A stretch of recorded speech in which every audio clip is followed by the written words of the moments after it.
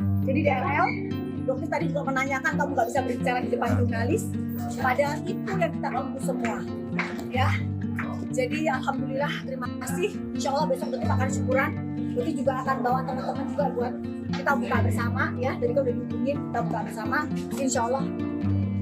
Dokter dan influencer kecantikan, Samira Farahnas, mengaku lega setelah Richard Lee resmi ditahan di rumah tahanan, Rutan, Polda Metro Jaya, Jumat, 6 Maret 2026, malam. Doktif menilai penahanan ini merupakan buah dari perjuangan panjang masyarakat yang merasa dirugikan oleh Richard. Doktif mengaku merasa lega karena penanganan kasus dugaan pelanggaran perlindungan konsumen ini akhirnya mencapai tahap penahanan di tengah suasana bulan suci Ramadan. Hari ini rasanya seperti plong banget. Masyarakat Indonesia yang selama ini menjadi korban dari segala kebohongan dan tipu daya ucapan tersangka DRL akhirnya mendapatkan jawabannya. Ujar Doktif saat ditemui di Polda Metro Jaya, Jumat malam, dikutip dari Kompas.com. Doktif memberikan apresiasi kepada jajaran penyidik Direktorat Reserse Kriminal Khusus Polda Metro Jaya. Menurut dia, kepolisian telah bertindak profesional dalam menangani perkara ini. Ia menambahkan, penahanan ini harus menjadi momentum pertanggungjawaban bagi Richard Lee atas kerugian material masyarakat yang ia taksir mencapai ratusan miliar rupiah.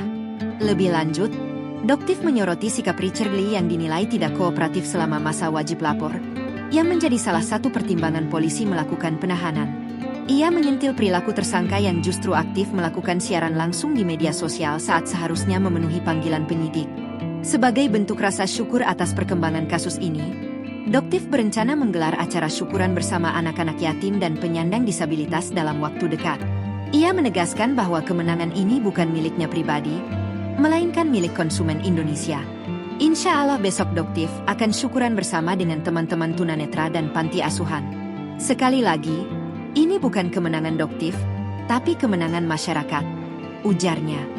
Download Tribun X sekarang, menghadirkan lokal menjadi Indonesia.